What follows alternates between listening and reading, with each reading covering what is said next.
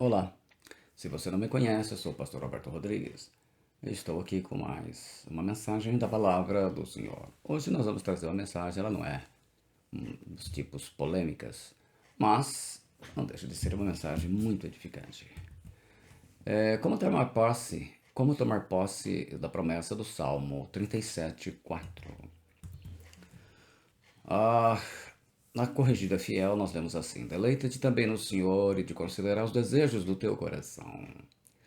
A revista atualizada traduz: Agrada-te do Senhor e ele satisfará os desejos do teu coração. A Bíblia judaica completa traduz: Então você se deleitará em Adonai e ele atenderá aos desejos do seu coração. A Bíblia textual, a PTX, traduz: Deleita-te também em Yahvé e ele te concederá as petições do teu coração. É uma promessa incrível e maravilhosa, sem sombra de dúvidas. Mas como nós podemos tomar posse dela? Na verdade, eu creio que posso afirmar para você que os princípios que estão envolvidos nessa promessa estão envolvidos praticamente em todas elas. Esse é o coração das promessas do Senhor, porque toda promessa de Deus ela tem a sua exigência. Toda promessa dele ela tem uma contrapartida, ela tem realmente uma exigência a ser feita. O que Deus entende por agradar-se ou deleitar-se, né? Ter prazer, ter satisfação nele, de modo a atender o que deseja o nosso coração. A palavra deleitar, em hebraico, anag, o verbo anag, significa estar feliz, agradar-se, deleitar-se. Viver de forma que não há o que fazer reclamação. É ter prazer no Senhor, é quando as coisas do mundo perdem a importância em sua vida. Considerar Natan, que significa dar, conceder, estabelecer, pagar salários, presentear, providenciar. Então ele vai dar, ele vai presentear. Desejos traduz a palavra mishalá. Mishalá quer dizer desejo, pedido, petição. E coração, lab, em hebraico quer dizer ser interior, a vontade, a mente, a razão, o caráter moral. Ele é o lugar das nossas emoções e das nossas paixões. Então vem a pergunta: como podemos provar para o Senhor que nós temos prazer nele? Porque não basta você dizer, Senhor, eu tenho prazer nele. Deus conhece o coração. A resposta, nós podemos primeiro fazer um paralelo. Quando você namora, como você prova que se agrada do namorado ou da namorada? Qual é a forma que você faz isso? Pense em 4 coisas que o seu marido gosta, que quando você faz para ele, você o agrada. Pense em 4 coisas que a sua mulher gosta, que quando você faz para ela, você a agrada. E isso está de acordo com a palavra de Deus, no que se refere a Deus. Nós vemos aí no Salmo 40, versículo 8, ele diz: Agrada-me fazer a tua vontade, ó Deus meu, dentro do meu coração está a tua lei. Então ele fala: agrada-me. Ele tinha prazer de fazer a vontade do Senhor. Quantas e quais são as coisas que o Senhor mais se agrada na Bíblia? Então, são 4, as principais coisas que agradam a Deus quando fazemos, porque são os mais caros princípios da vida, na vida do justo. São princípios da palavra de Deus, são 4 princípios fundamentais.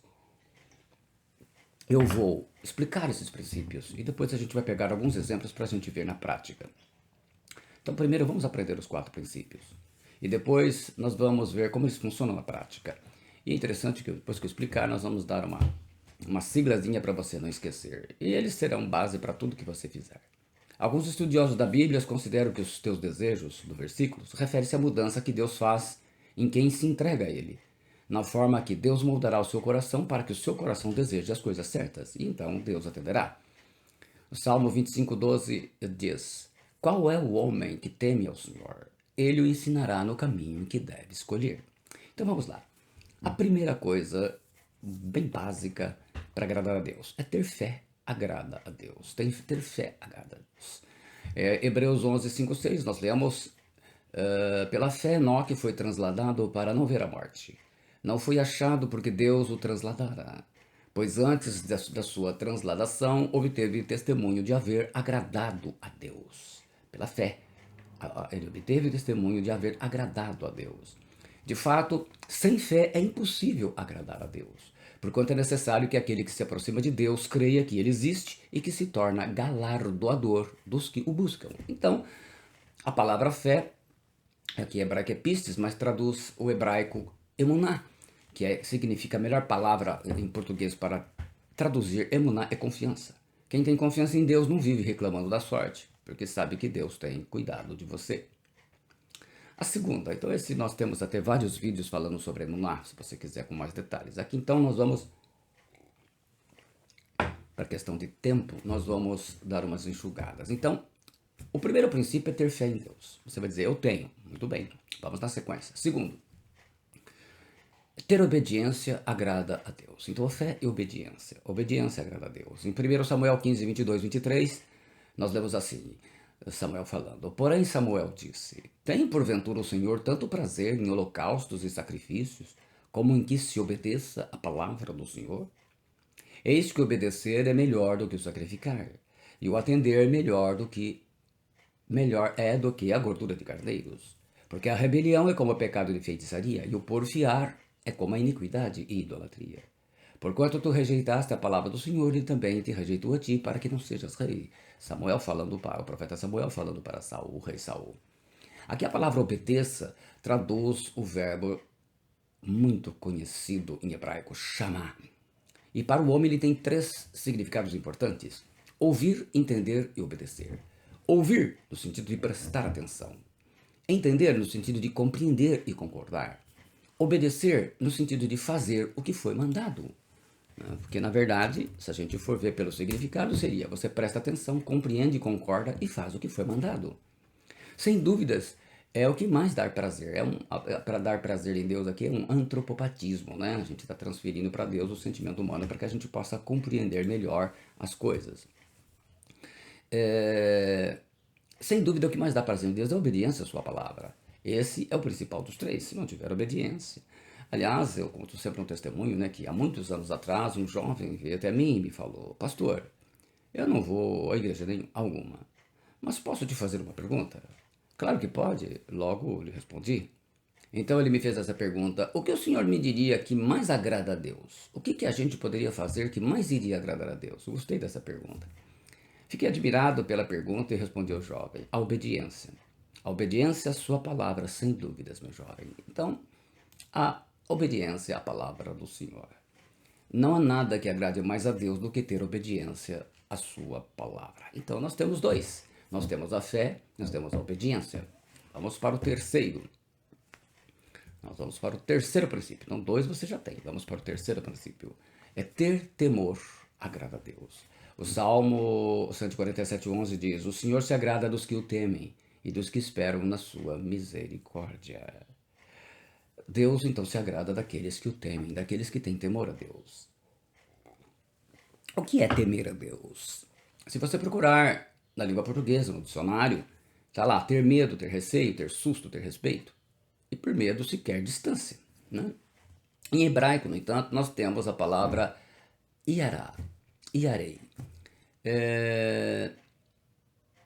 Essa palavra, ela vem de lirot, que significa ver. Ire está no futuro de lirot. Então, ire está no futuro de lirot. Por que no futuro? Passamos por um presente, mas estamos sempre projetando um futuro. No sentido de olhar ao Senhor, de olhar para o Senhor. No sentido de verás a Deus, verás ao Senhor. Porque em todo tempo em que estamos olhando para com Deus, olhando para o Senhor, com um olhar fixo em Deus, verá no futuro. Porque estamos vivendo no futuro. Você começa, por exemplo, sempre ouvir uma pregação, a nossa mente está sendo projetada no futuro.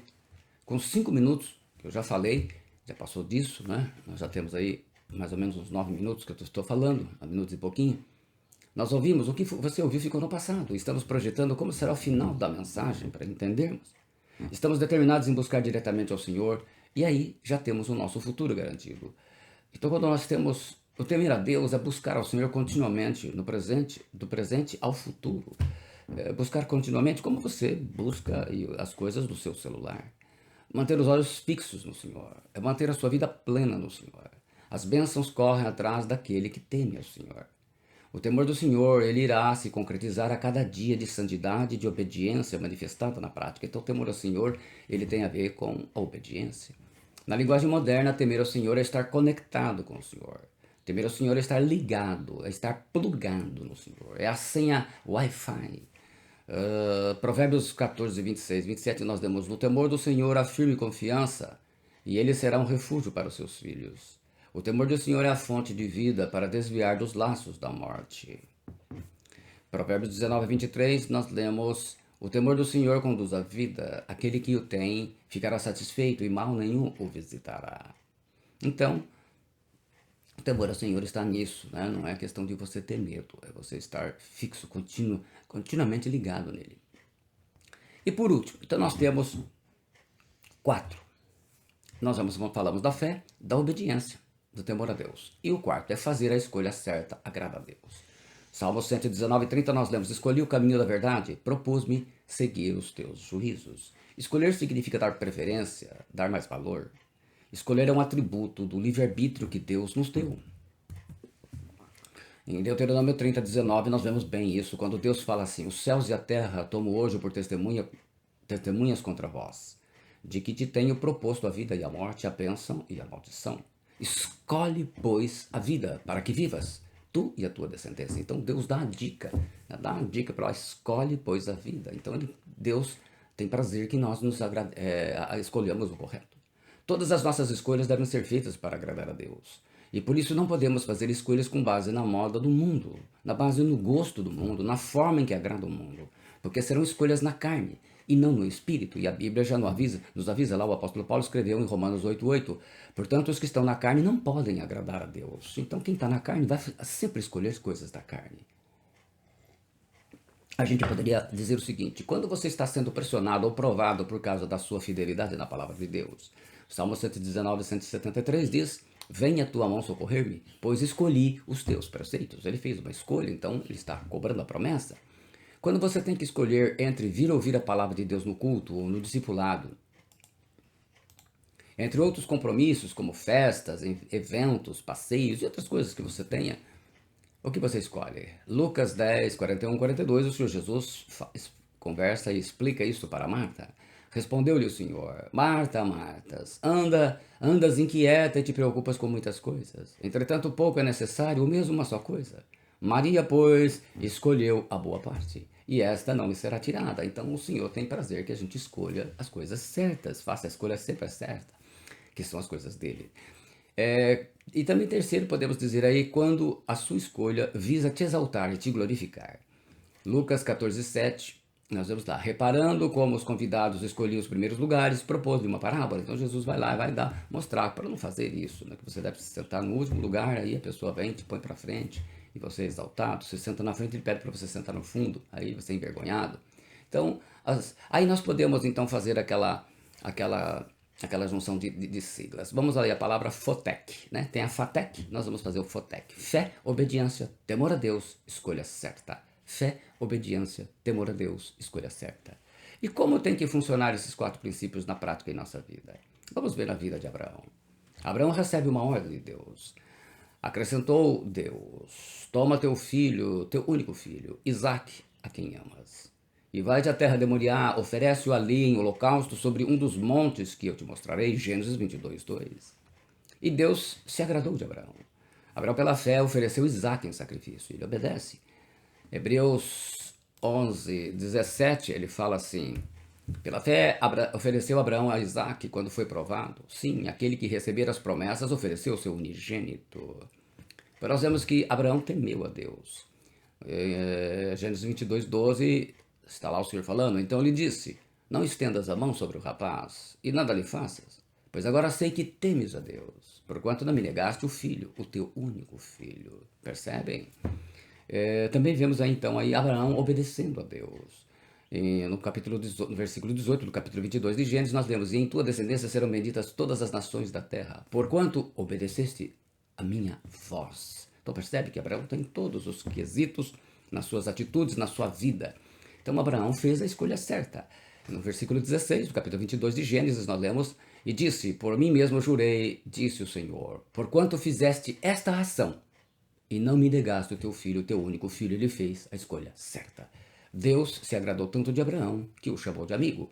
Isaías 41:8 nós lemos, porém, tu, ó Israel, servo meu, tu, Jacó, quem elegi descendência de Abraão, meu amigo. O apóstolo Tiago escreve capítulo 2 da sua carta, a sua epístola, versículo 23.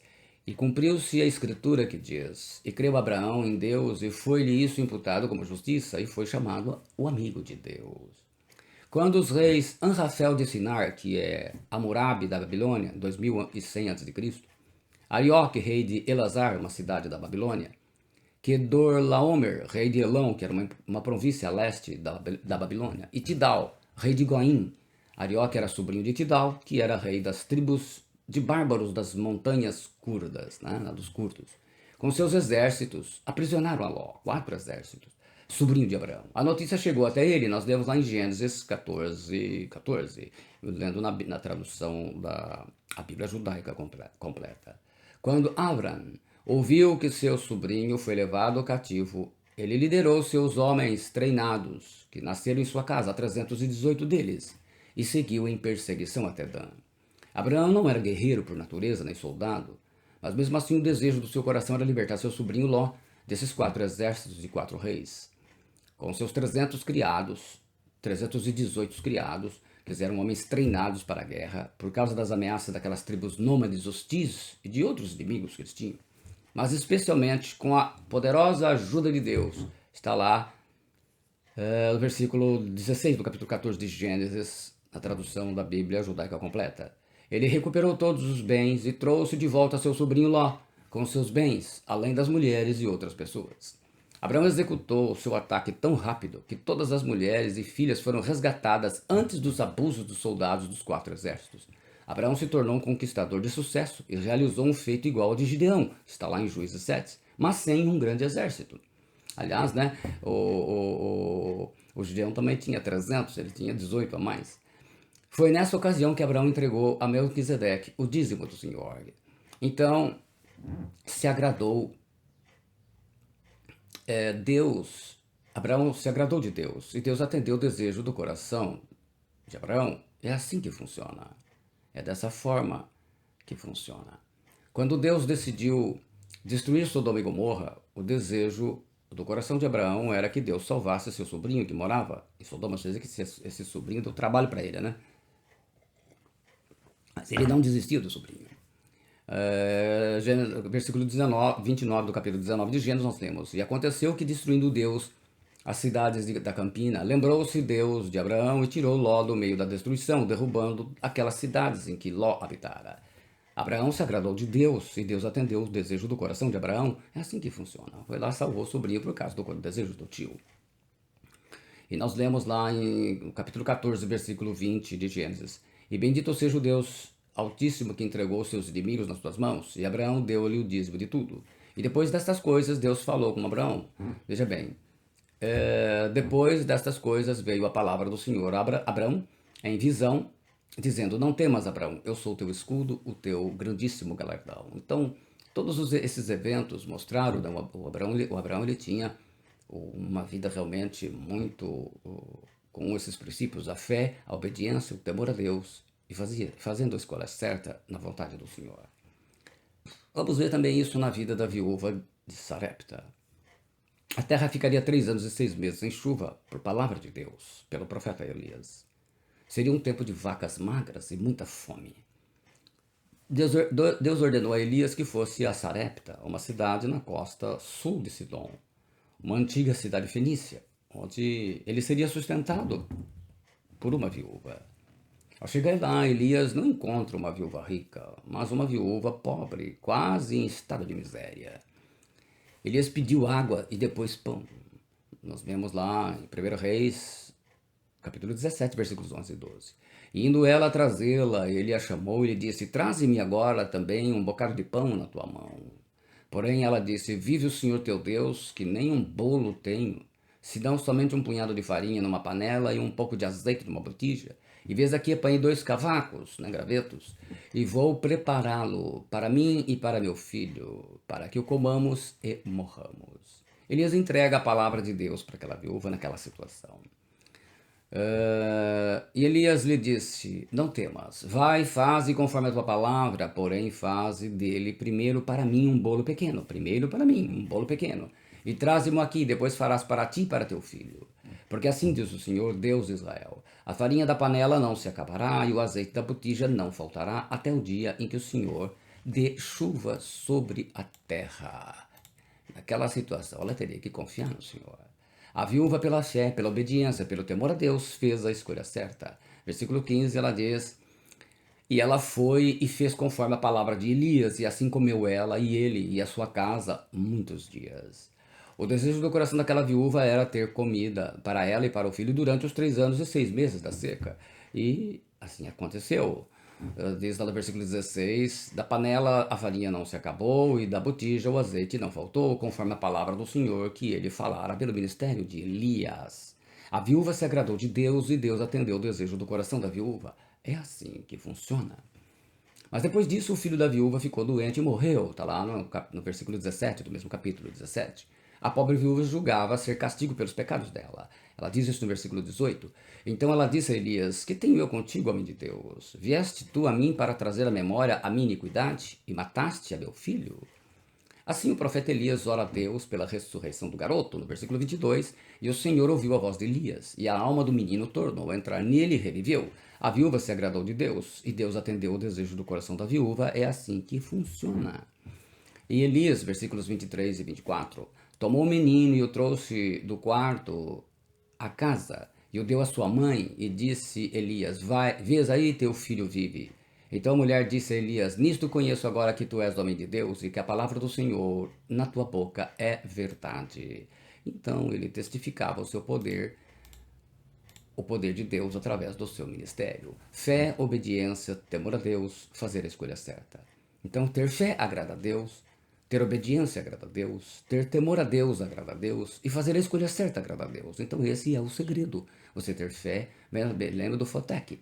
Fé, obediência, temor a Deus, fazer a escolha certa. E vamos ver também na vida, claro, de Jesus Cristo, o meu Senhor. A confiança do filho era que sua comida era fazer a vontade de Deus, porque fé é confiança, é moná. Em João 4,34 nós lemos, Jesus disse-lhes: a minha comida é fazer a vontade daquele que me enviou.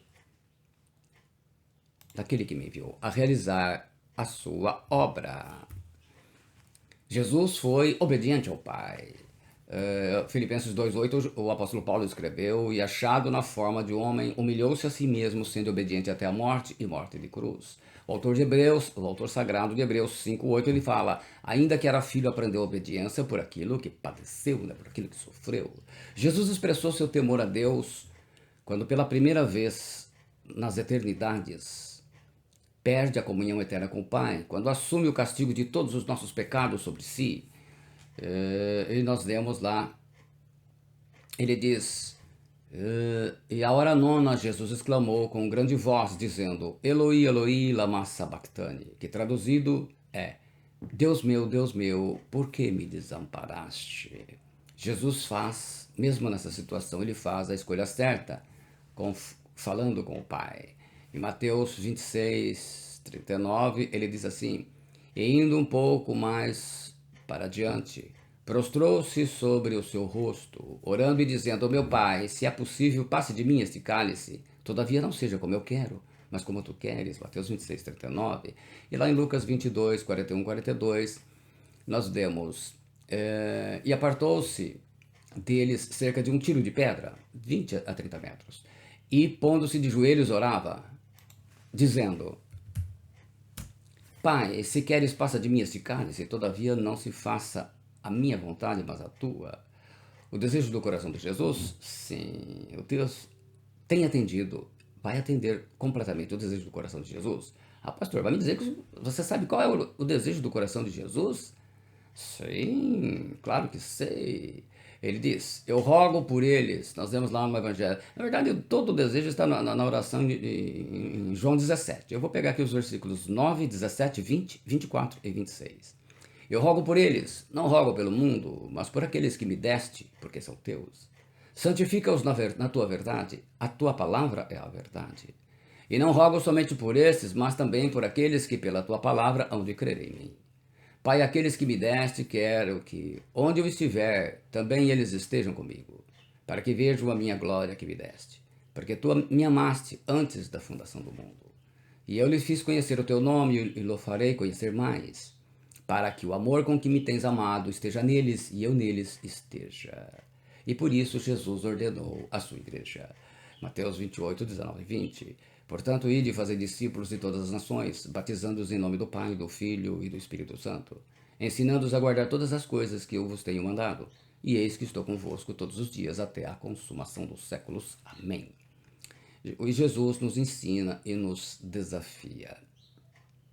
Em Lucas 6, 40, versículos 40 e 46.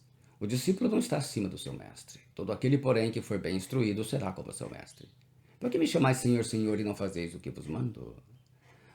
Então, lembrando o texto dessa mensagem, agrada-te do Senhor e Ele satisfará os desejos do teu coração. É a tua fé que prova que você se agrada de Deus. É a tua obediência à palavra de Deus que prova que você se agrada de Deus. É temer a Deus que prova que você se agrada de Deus. É você procurar a escolha certa, prova que você se agrada de Deus. E quando esses 4 princípios estiverem em sua vida, os desejos do seu coração estarão alinhados com a vontade de Deus, e Deus atenderá aos desejos do seu coração. Nunca se esqueça, Romanos 8,8, o apóstolo Paulo, como já disse, e eu repito, portanto, os que estão na carne não podem agradar a Deus. E na carne as suas orações não serão atendidas, como diz Tiago, lá no capítulo 4, versículo 3. E quando pedis, não recebeis, porquanto pedis com a motivação errada, simplesmente para esbanjardes em vossos prazeres. A motivação errada, a escolha errada. Então, lembrando, Fotec, fé, obediência, temor a Deus e a escolha certa. Fé, obediência, temor a Deus e a escolha certa. Então é assim que você vai agradar a Deus, tendo fé nele, fé verdadeira, fé viva, uma obediência verdadeira à sua palavra, temor a Deus, tendo temor a Deus e fazendo a escolha certa, que é sempre a escolha que está de acordo com sua palavra. Portanto, esse é o segredo. E lembre-se, a gente não tem como enganar a Deus. A gente tem que fazer isso realmente com sinceridade. E nós vimos esses 3 exemplos, né? Poderíamos dar outros, mas para resumir, eu creio que é o suficiente. Qualquer coisa, ouça novamente a mensagem, né? Acompanhe os textos, pesquise na sua palavra. Eu sempre gosto de motivar as pessoas a pesquisarem os textos na palavra do Senhor, estarem lendo a palavra de Deus, que Deus estará falando ao seu coração. Se você gostou, deixe o seu like, deixe aí o seu comentário, sempre nos edifica. E também compartilhe com o máximo de pessoas que você crê que serão abençoadas. Muito obrigado e que Deus te abençoe em nome do Senhor Jesus Cristo. Amém.